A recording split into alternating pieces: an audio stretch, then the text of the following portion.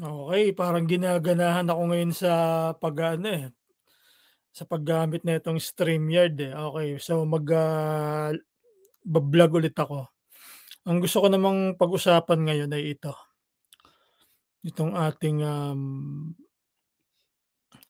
history na nakasulat sa bylaws ng sa CBL ng SRB Inc. Dahil maraming kumo-question bakit daw inalis si Carrie Lasso sa history ng SRB. Hindi po, ako hindi naman 'to, walang nagpaliwanag sa'kin ito, pero sa binasa ko at, inintindi ko po ang lahat ng mga nangyayari sa kapatiran, history natin na talaga meron naman tayong history. Yung sa bylaws, eto papaliwanag ko sa inyo ngayon, antayin niyo lang ako. Give me sandali lang po at, ating aayusin ito.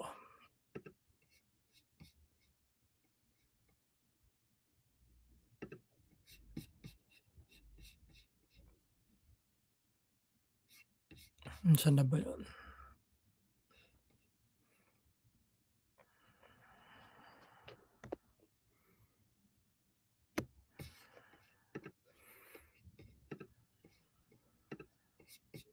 Just give me 1 second. Hindi po inaalis si Carrie Lasso sa ating history. Pero kasi papaliwanag ko sa inyo itong history na nakalagay dito sa nasaan na ba 'yun?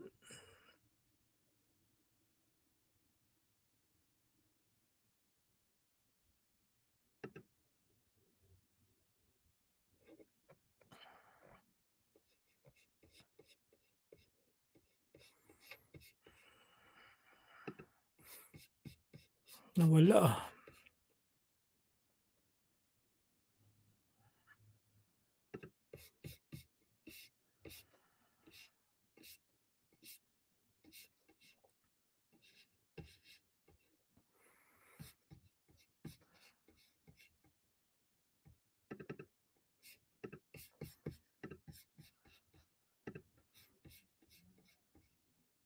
Asan ka na ba?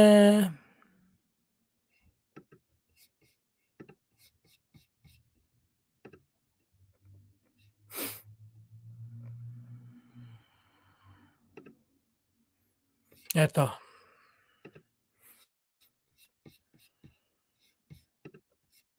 ayan mga kapatid, akin siyang hiha-highlight, History of SRB. Sa sinasabi niya wala tinanggal si Brad Carrilaso. Hindi po siya tinatanggal kundi kasi itong history 'to is 1975. So the origin of Scouts Royal Brotherhood, 'di ba?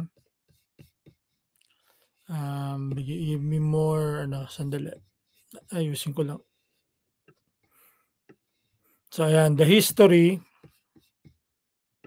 of the origin of Scouts Royal Brotherhood took place on September 22, 1975. So nasaan petsa tayo? Noong September 22, 1975 nandun tayo.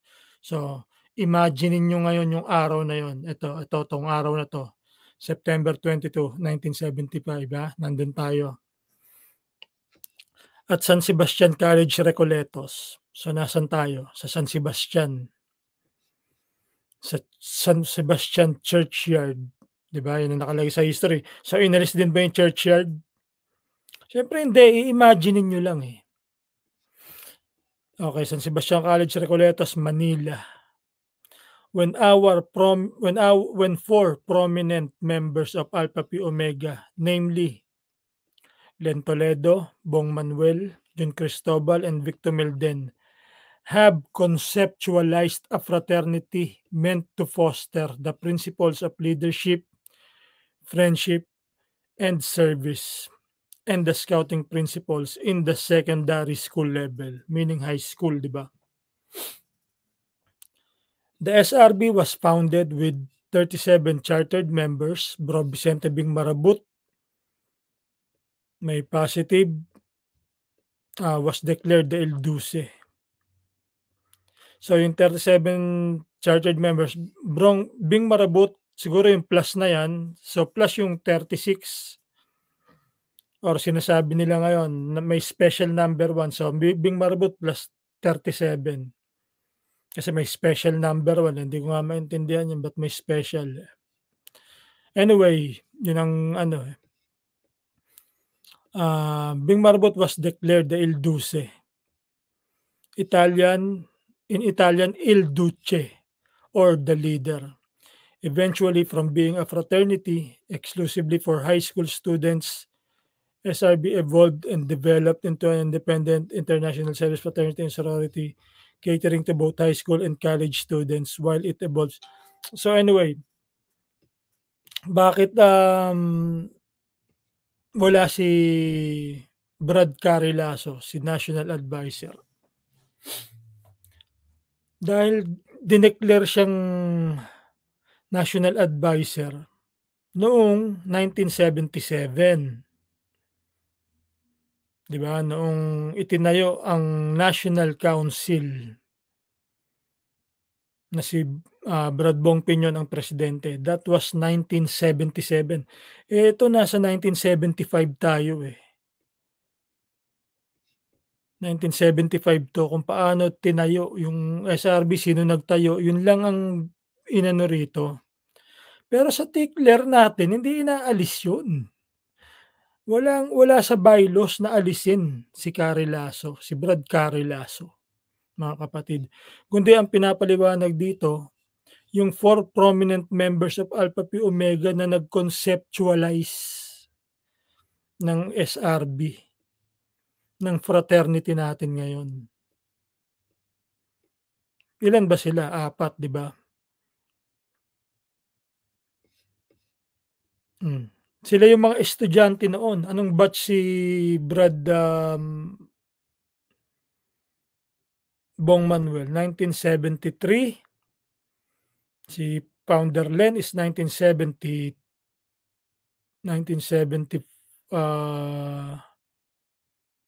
hindi, 1972 si, Founder Bong, 1973 si Founder Len, si John Cristobal at Victor Melden is 1974. Pero parang may nabasa ako 1973 din yata si Founder Vic, eh, or ta's ang pinakabata talaga si Founder Jun.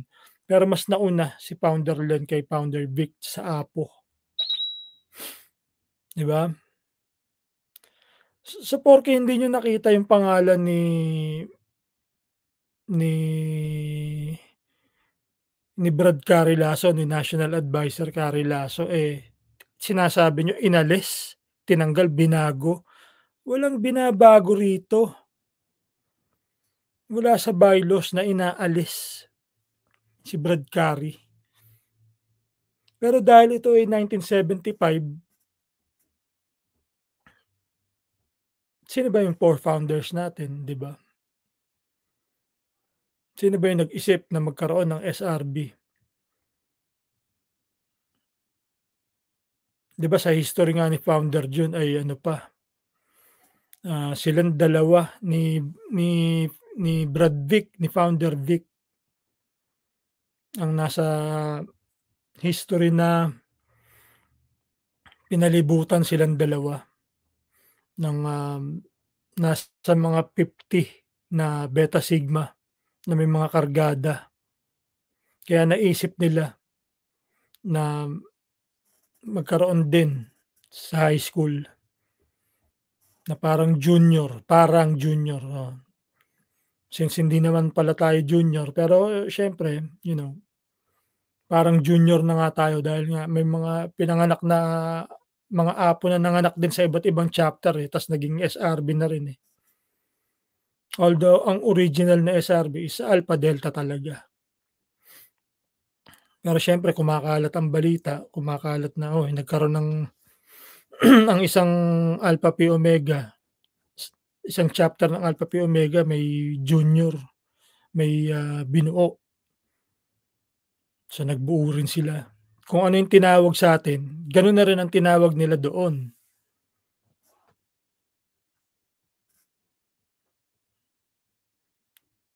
So, hindi po totoo na si Carrie Lasso po ay inaalis o tinatanggal bilang national adviser, hindi po.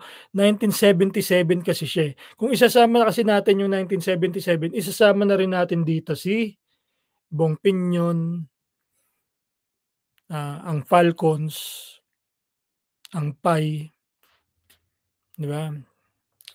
Eh, wala dito si Bobby Bett, ibig sabihin inalis na rin natin yung gumawa ng seal nung nagkaroon ng National Council na inaprubahan ng National Council, hindi rin. Hindi rin, kundi maiksing history lang ang ginawa. Ito yung pinakaimportanteng part ng history ng SRB. Ito yung pinakabuod. So, alam niyo kayo, yung mga kasi maraming nagsasabi sa'kin. Kanina may nagtanong sa'kin, si Brad, yung Brad nating nasa Canada. So, pinaliwanag ko sa kanya, kasi marami din pala nagtatanong daw sa kanya. Eh, nung makita niya 'tong aking post, gusto niyang basahin yung ano, akala ko ang hinihingi niya yung buong bylaw, sabi ko hindi pa puwede kasi aamyendahan pa 'yan. Ang gusto niya lang mabasa yung article 'yan, yung History of SRB. Although kasi nga hindi naman kailangan sa CBL na ilagay 'yan, although puwede ano, siguro kung amyendahan puwedeng, ayusin ulit itong history, pero tama naman itong history na 'to, eh, walang mali rito, walang mali rito.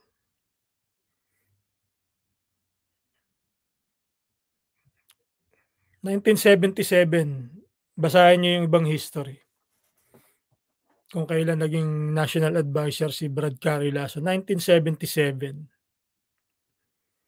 So, ang nilagay lang rito yung 4 na founder,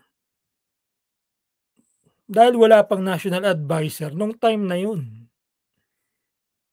So, kung bubuuin natin 'to, kailangan ilagay na rin natin si Brad Boy Cruz na batch 1966 ba o 65 o 64. Si yung tinatawag na godfather ng SRB. Na-meet ko yun, maliit lang yun, si Brad Boy Cruz, napakabait na tao. Ang liit niya lang, hanggang dito ko lang siya, ang liit niya. Inaakbayan ko talaga siya dahil yung respeto ko sa kanya, sa nabasa kong history, sobrang paggalang, ta's siya laging nakangiti, lagi siyang nakangiti. So, yung mga makapanira lang ano, kahit hindi naman iniintindi. Kasi nga kapagka ikaw ang gusto mo ay makapanira lang, hindi mo talaga iintindihin kahit ano sa gusto mong siraan. Kasi nga gusto mo siya siraan, eh, sirain. Huwag gano'n mga kapatid. Alisin natin yung mga gano'ng klaseng pag-iisip na gusto niyo kaming sirain, inalis namin, saan namin inalis? Eh, kung ako magre-recruit ako, hindi naman ito ang history'ng ituturo ko, eh. Ituturo ko yung history yung nasa chapter na kasama ro'n sila Bong Pinyon kasama, ituturo dun. Ngayon nga ituturo pa, baka yung kasama na yung history ni founder dun na napakahaba, eh. Isasama na ngayon yun, eh, dahil ang ganda nung kuwento na yun, eh. Kasaysayan talaga, eh, 'di ba?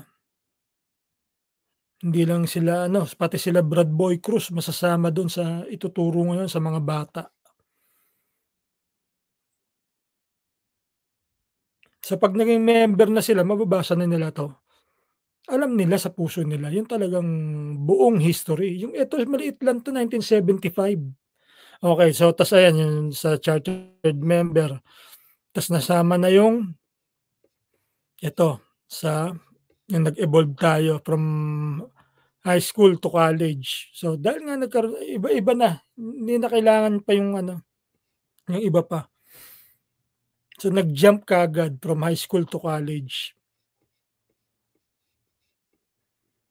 While it evolves to be an independent and separate entity to that of Alpha Phi Omega, SRB is a consistent ally.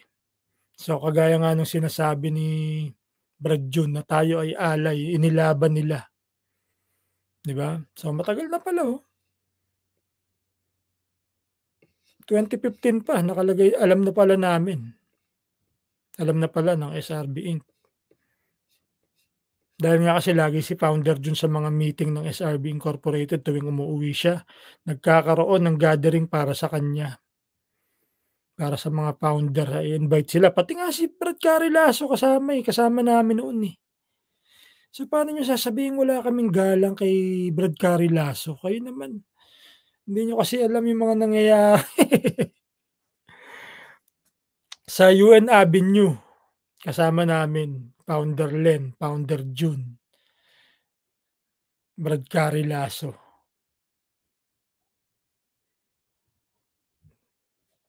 Ang dami naming kasama mga mabibigat na member ng SRB.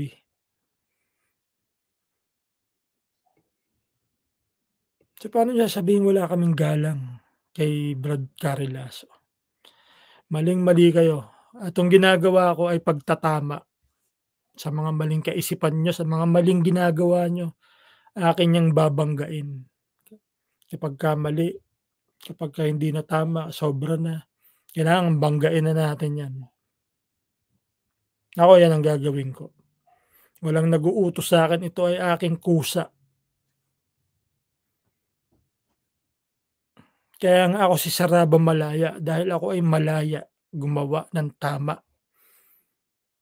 Malaya akong mga tuwiran, basta't alam kong tama ako, ay mangangatwiran ako.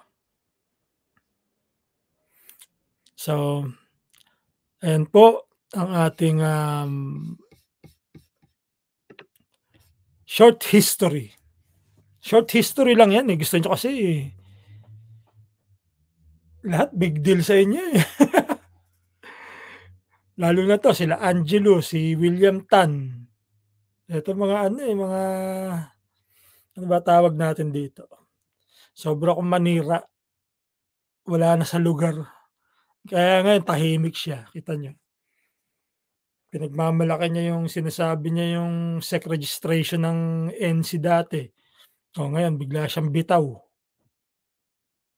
Ano na, Brad William Tan, akala ko ba yung yung SEC registration ng National Council ay sinasabi mo hindi revoke, so bakit ngayon naka-support ka sa may iba pang SEC registration? Ako po wala po akong galit sa Alpha Delta, kahit kanino kaya ko makipagkasundo kahit kanino.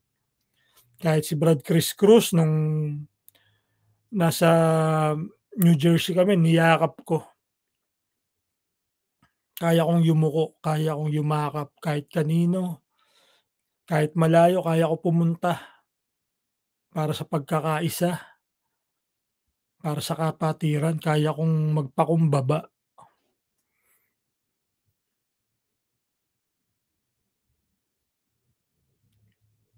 Kung tutuusin ang dami ko na palang issue sa ECAA, pero pumunta pa rin ako, hinarap ko, nangatwiran ako, pinagtanggol ko yung sarili ko. So, sabi nila sa akin, "Brad Vlog, welcome ka sa ECAA." So, pasalamat ako. Kasi ako gusto ko lang naman mag-service. Ayoko lang, alam niyo, yung papansinin na SRB Inc. ako. Hindi po SRB Inc. ang pinasukan ko kundi nakasuporta ako sa SRB Inc. bilang government ng SRB dahil gusto ko ang pamamalakad. So, welcome ako sa kanila. So, sabi ko pagdating sa service okey ako sa inyo, pero wag na sanang pansinin kung ano man yung suot ko. Kung naka-SRB Inc. ako, SRB pa rin 'yan, yung SRB na lang pansinin niyo, mga kapatid. Basta ako para sa'kin, pinakita sa'kin ng presidente si Brad Amori kung gaano ako ka-welcome sa kanila. Pero pasalamat ako kay Brad Ron, salamat kasi si Brad Joel Lawrence Camper po ang Facebook niya kasi siya ang nag-invite talaga sa'kin. In-invite din ako ni ano, ni Brad, Miguel, pero ang nakapagpapunta sa'kin talaga diyan si Brad, Brad Ron si Brad Ron Salamat. Although talagang nagustuhan ko rin yung pag-invite sa'kin nila ni Brad Miguel ng Iloilo. Kasi supporter din siya ng mga SRB Inc. sa Iloilo. Pero ang talagang nakapagpapunta sa'kin niyan si Brad, Ron Salamat. Kaya, pasalamat ako kila Brad Amori na mainit pa rin. Kasi doon pa man naman mabait na sa'kin si Utol Amori. Tsaka ako, alam niyo, sa ACAA mula nung dumating ako rito noong 2015, kahit sino ang presidente, I respect. Kung anong kailangan kong gawin, gagawin ko para sa SRB. SRB Inc. nga lang talaga ako, hindi niyo ako mahihila paalis sa SRB Inc. No way. Dahil 'yun ang nakikita kong may magandang pamamalakad mula noon. Nasamahan ko sila, may experience ako. Nakarating ako sa malalayong lugar dahil sa pinakita nilang service at tiwala sa'kin. Kaya nung nakapunta ako rito, ang laki ng suporta ko rin sa kanila, sa mga project ng SRB Inc., sa mga SRB Inc. na mga chapters, mga provincial councils. Kasi nung ako'y walang-wala, hindi naman ako buraot, kaya kong suportahan yung sarili ko. Pero para lumayo sa malalayong lugar hindi ko kaya-kayanin, iiwan ko pamilya ko ta's gagastos ako. Sinagot nila ako ta's yung panggastos ko, ako na bahala. Yun ang kaya kong suportahan yung sarili ko, yung panggastos ko. Pero yung mga gagastusin para makapunta ro'n tsaka mga pamamasyal, sila sumagot sa akin, ang SRB Inc. "Oh, Brad Vlog sama ka, ikaw ang contingent." Sama ako, kila Sis Gemma. Sagot nila pamasahe, sabi ko, "Sige." Yung panggastos ko sa'kin, kung anong mga kailangan kong gusto kong kainin, oo, sagot ko na yun. Yun ang meron ako. Pero yung mga pa-hotel, oh, sagot ni Brad Hannibal. Pasalubong, sagot ni Brad Hannibal. Meron lang akong konting nabili kasi konti lang dala ko.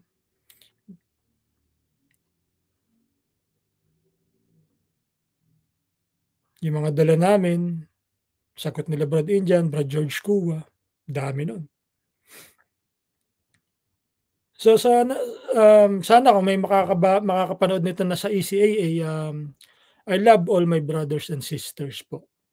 Lahat dito sa ECAA, mahal ko 'yan. Basta SRB, mahal ko 'yan. Gano'n din sa West Coast o kahit saang state ka pa man basta SRB ka, kahit nasa Canada ka, basta't wag niyo akong, um, i-isolate dahil lang sa suot ko, no. Yung pagiging SRB ang ating gawing pamantayan. Gano'n lang po ang gusto ko sa kapatiran. Sa'kin kahit NC ka, kayang-kaya kitang yakapin. Kayang-kaya ko ibukas ang aking ibuka ang aking mga kamay at yakapin ka ng mahigpit. Hindi lang kamay, kakamayan pa kita ta's yayakapin pa kita. Ganyan ako magmahal ng mga kapatid kahit nasaan. Kasi pare-pareho lang naman tayo ng lecture, eh. So ayun mga kapatid, okey. Ito po ang inyong Brad Vlog at, mahalin natin ang kapatiran. Mahalin natin ang SRB. Gaya ng sinasabi ko, wag po natin iwan sa mga bata ngayon. Igagabayan namin kayo. Iaangat natin ang SRB sa pamamagitan ninyo kasi kami mga lipas na kami. Kayo na ang magpapatuloy na para sa mga makabagong SRB-ng ating gagawin. Iaangat natin ang SRB, yung pagpo-professionalize, kayo magpapatuloy. Yan ang ginawa ng COE, SRB Inc. Yan ang patuloy na ginagawa ng professionalize ng mga SRB para tayo na rin ang makinabang. Hindi na tayo kailangang laging naghahanap kung sinong doktor, kung sinong dentista ang ano natin, nahihirapan tayo. Kailangan gawin na natin na tayo mismo. Kaya yung mga bata, pag-igihan niyo, Wag niyong iiwan ang SRB.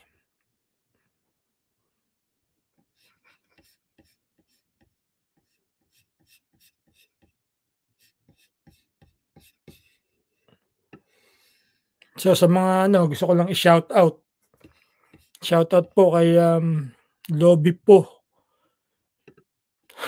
shoutout kay Andrea Brillantes, Catherine Bernardo, Marian Rivera.